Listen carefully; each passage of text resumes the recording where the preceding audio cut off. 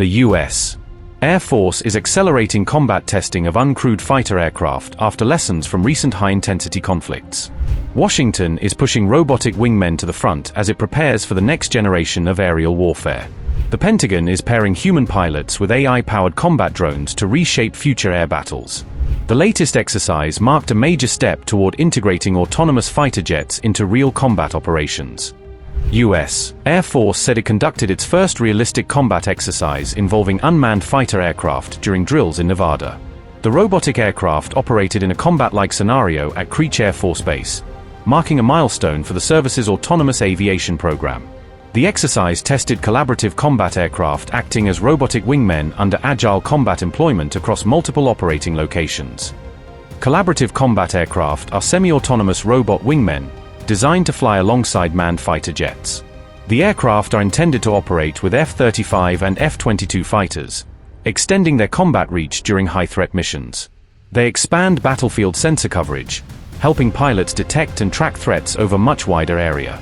The drones can carry additional weapons, increasing firepower without placing extra pilots at risk. They are specifically designed for operations in heavily contested airspace where survivability is critical. The Air Force said the drills focused on rapidly dispersing aircraft across multiple locations to complicate enemy targeting. Unmanned fighter aircraft operated alongside manned jets to simulate future combat operations in high-threat environments. Officials said the exercise helped develop new tactics for integrating human pilots and autonomous aircraft during combat missions. Lieutenant Colonel Matthew Jensen said the drills placed the new autonomous systems directly into the hands of operational warfighters. The Air Force said lessons learned from the exercise would help refine future requirements for the Collaborative Combat Aircraft program. Officials added that the exercise would directly influence how autonomous combat aircraft are deployed alongside manned fighters in future conflicts.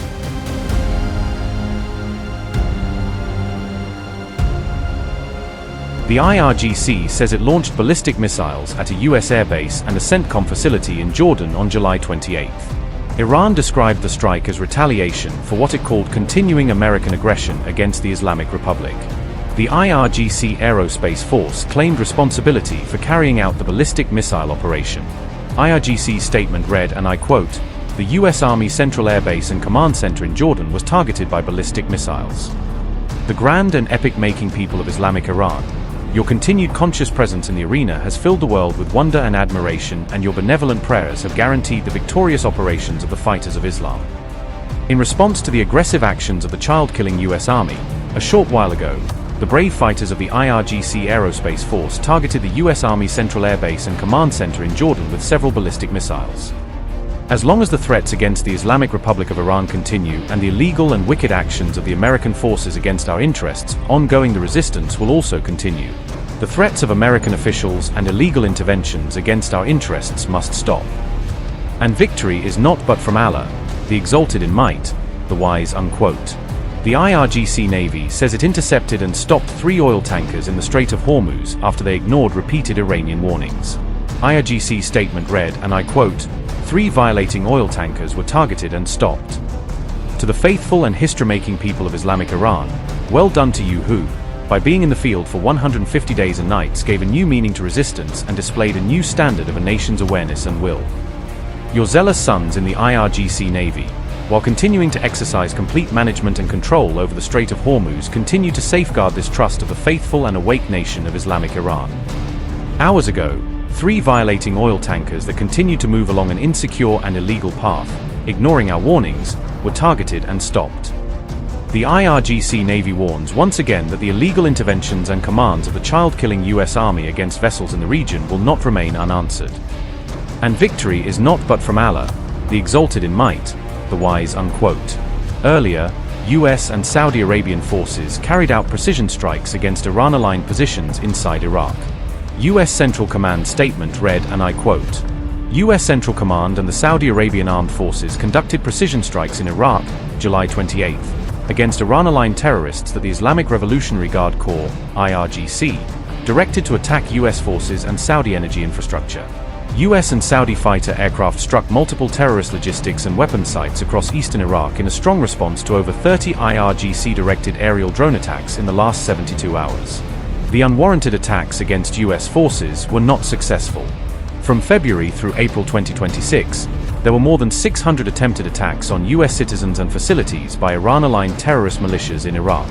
The IRGC and its terrorist proxies must cease these attacks to avoid further U.S. military response, unquote. The United States says the strikes followed more than 30 IRGC-directed drone attacks over the last 72 hours. CENTCOM warned Iran and its proxy forces that continued attacks will trigger additional U.S. military responses.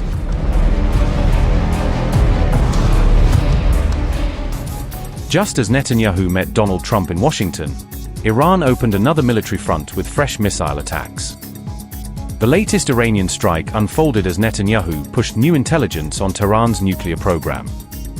Iran has once again targeted American forces, escalating tensions across the Middle East.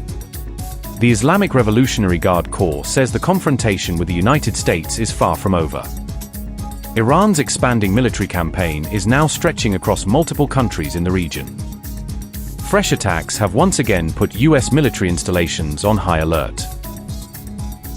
CENTCOM says U.S. and Saudi Arabian forces carried out coordinated strikes in Iraq, targeting Iran-backed militant infrastructure in a joint military operation.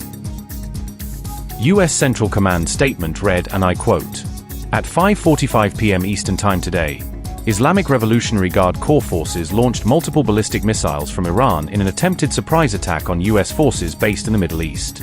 All Iranian missiles were successfully intercepted. U.S. forces remain vigilant and at a high state of readiness." U.S. Central Command and the Saudi Arabian Armed Forces conducted precision strikes in Iraq, July 28, against Iran-aligned terrorists that the Islamic Revolutionary Guard Corps, IRGC, directed to attack U.S. forces and Saudi energy infrastructure. U.S. and Saudi fighter aircraft struck multiple terrorist logistics and weapons sites across eastern Iraq in a strong response to over 30 IRGC-directed aerial drone attacks in the last 72 hours. The unwarranted attacks against U.S. forces were not successful.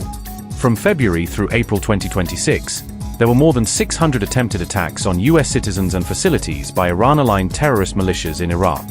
The IRGC and its terrorist proxies must cease these attacks to avoid further U.S. military response, unquote.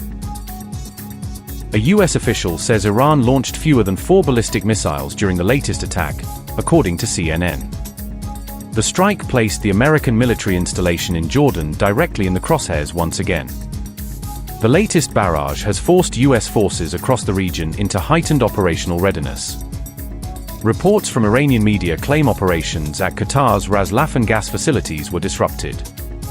The impact of the conflict is now reaching one of the Gulf's most important energy hubs. Questions are growing over whether Jordan's Muwafaq Salti air base was the intended target.